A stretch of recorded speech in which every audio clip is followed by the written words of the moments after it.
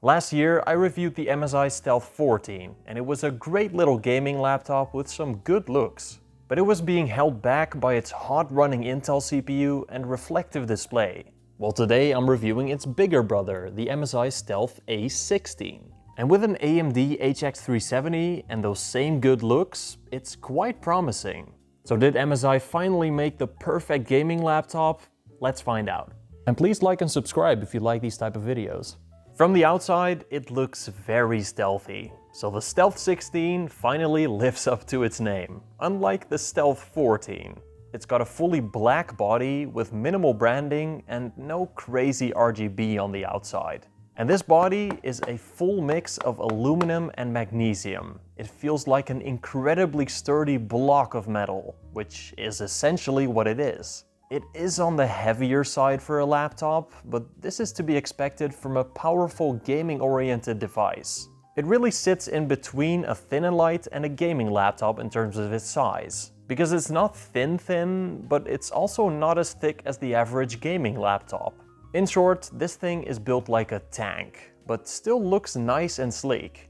But hidden inside that body are some nice specs. It's got a Ryzen 9 HX370 and an RTX 5070 Ti, which I really think is the sweet spot for laptops this generation. It doesn't have the highest possible power limits for that 5070 Ti, but it should manage just fine, since the HX370 is quite a power efficient chip. But it does have higher tier options for its GPU, for if a 5070 Ti isn't enough for you.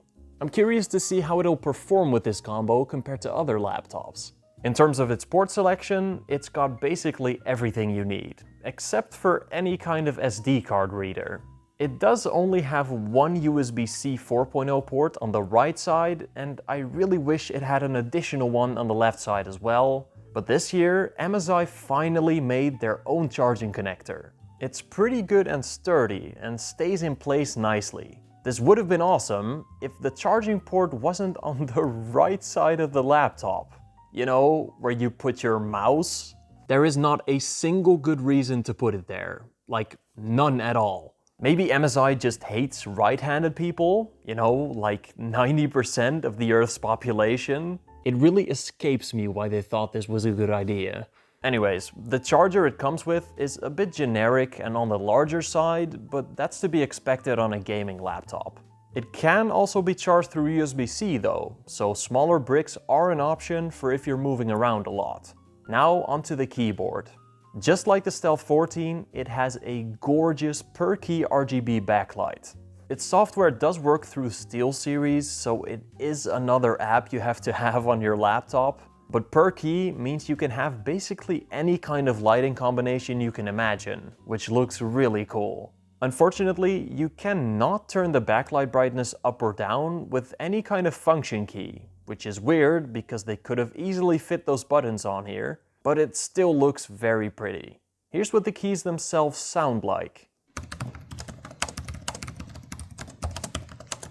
They feel very satisfying to use. They're clicky and have a pretty high actuation point.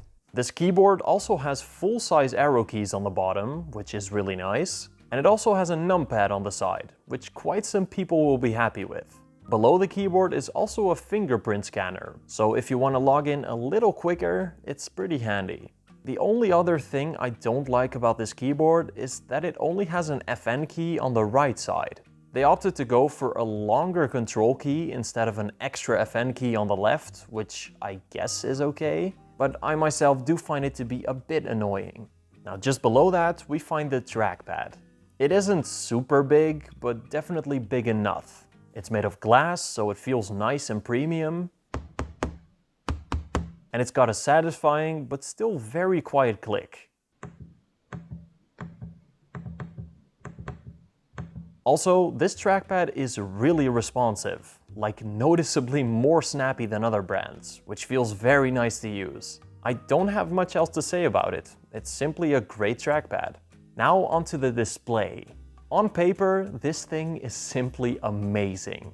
A 240Hz 2.5K OLED screen is about the best you can imagine, right? It's basically perfect. It's got vibrant, accurate colors. infinite contrast, and blacks are incredibly black. 240Hz combined with an OLED panel is about the smoothest you'll ever see a game run. I mean, the response times on this thing are crazy.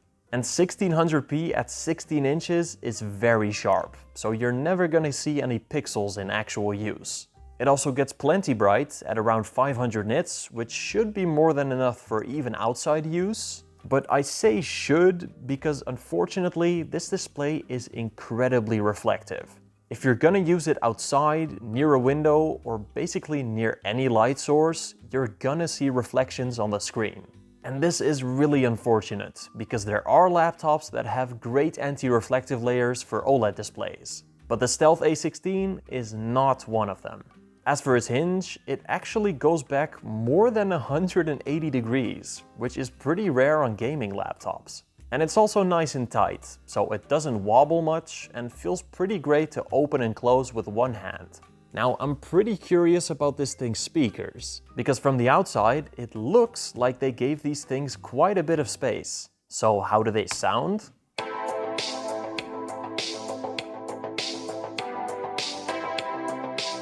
They sound pretty good, but a little lackluster.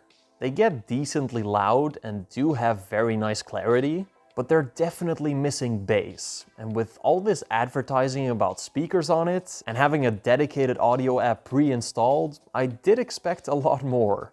For 99% of people though, they're gonna sound good enough.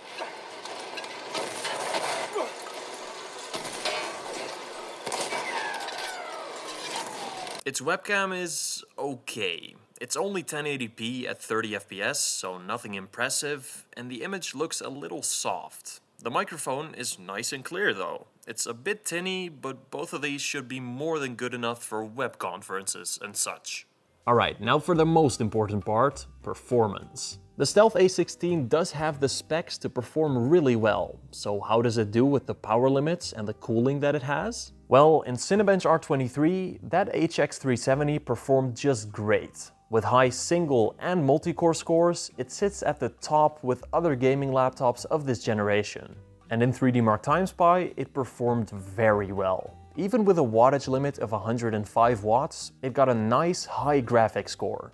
So at least in benchmarks, it doesn't look like it's being limited by anything. But to really test this thing's performance, we need to run a mixed CPU and GPU workload. And this thing is a gaming laptop, so let's play some games.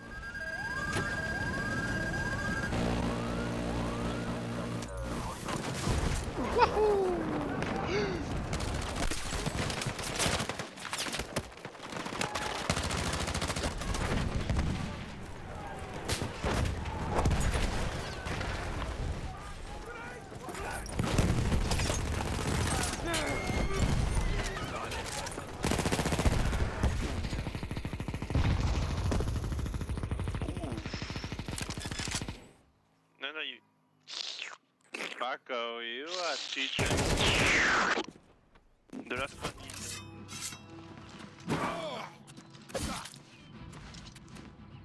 I'll hack you to pieces. Ha! You'll never take me down.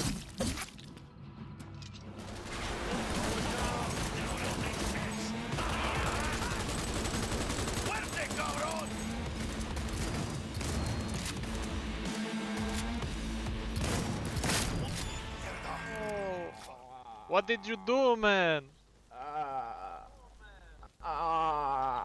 No!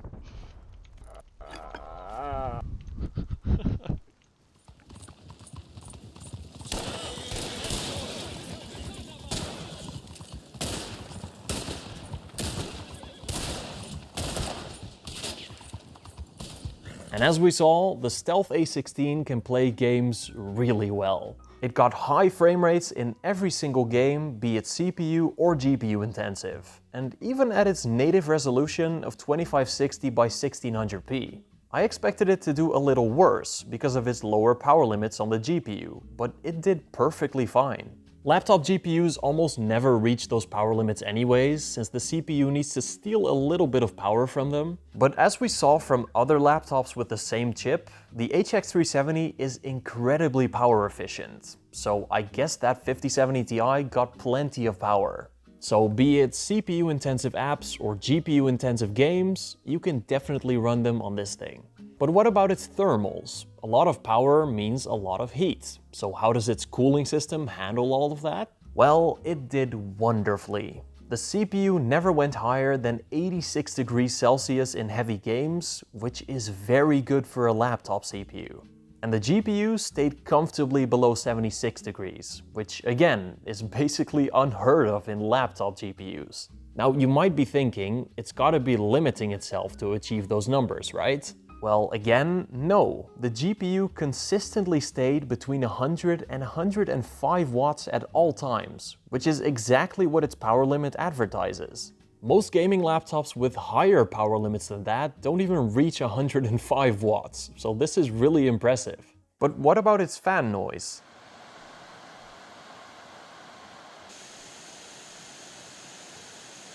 Well, obviously, gaming laptops are gonna be loud. In normal light use though, it stays almost completely silent. So all in all, this laptop has a great cooling system. So far, this thing is doing almost everything right, but how long does it last on battery? Well, I tested it in two scenarios, under light use and during gaming. But I did have some issues during testing. Normally, I run laptop displays at 60 Hz on battery, since that makes them last quite a bit longer. But on the Stealth A16, I could not figure out how to drop the refresh rate. I've tried every single thing, and it just seems that this laptop is stuck at 240 Hz, which kind of sucks. In the light use test, I played a YouTube video until its battery died, with its display at 80% brightness, at 240 Hz, and with its dedicated GPU turned off. And it did last quite long. At almost 10 hours of battery life, this thing beats almost every gaming laptop. But I'm very sure that if we could lower this thing's panel refresh rate to 60 Hz, it would have lasted a lot longer, so that is a bit disappointing. Now for the gaming test, I played Battlefield 1 until its battery died, with the same settings as before. And like always, it lasted about an hour, which is to be expected. If you want to play games on the go and off battery, you should get a gaming handheld, not a gaming laptop. Now, normally, gaming laptops have great upgradeability, since they're very big and thick. But unfortunately, that is exactly where the Stealth A16 is lacking. It has no upgradable RAM, since the HX370 needs fast memory, which just isn't possible with current SODIMM slots. It does have two M.2 SSD slots, so upgrading storage is pretty easy. And it also has a Wi-Fi card slot, so if you want to get some faster Wi-Fi in the future, that is possible. So there's your big downside. This thing is not really upgradable. But what really makes or breaks a gaming laptop is its price. So how much does this thing cost? Well, this specific model is not ridiculously expensive, starting at around $2,400 to $2,500. Keep in mind that this is a relatively thin gaming laptop, so that does add a premium on top of the price. However, there are way cheaper options of this model as well. This same laptop, but with a slightly weaker CPU, is currently around $400 less money, which is a very nice price. And there are even cheaper options, which takes this thing down to downright affordable. But if a 5070 Ti isn't enough for you, there are way higher specs models as well, which expectedly are in a whole different price tier. Which brings us to our conclusion. Is the MSI Stealth A16 worth it? I would say yes, absolutely. This thing does almost everything right. It's very fast, even compared to way thicker laptops. It has a gorgeous OLED display, it has a downright good keyboard and trackpad, and comparatively, it's not even that expensive, and it has a really good cooling system. But a couple of things are keeping it from being perfect. Its screen is very reflective, and for some people, that is a big deal breaker. It has pretty lackluster speakers, which isn't a huge issue since most people use headphones anyways, but the charging port being on the right side is just baffling to me. This is just straight up bad design. But if you can look past those issues, this might be the best gaming laptop of 2025. Is what I would say if the Zephyrus G16 did not exist. These two laptops are both almost perfect. So which one is better? Well, let's find out in the next video, where I'll be comparing those two head to head in full detail. Now let me give a huge shout out to my YouTube members. Soundwife, Thomas, Inky, Mr. Frosty Dude, Dropzone1, Martijn Snijkers, Flimsy, Aki, Disco Volante, Mr. Nuke, Sebastian, Christian Sands, Real Elf, Eric the Rat, Wesley Rhodes, Michael, Ghost Data, Ano Gadar, Abdullah, and Matepese Madepiece. I still don't know how to say your name, sorry. If you become a YouTube member, you get early access to content of mine, a shout out at the end of every video, and you'll also be supporting me as a creator to make these videos. And of course, you'll also be part of the Cool Guys Club, so you can use cool emojis like these in the comment section. So join the club if you're interested. And I will see you all in the next video. Bye bye.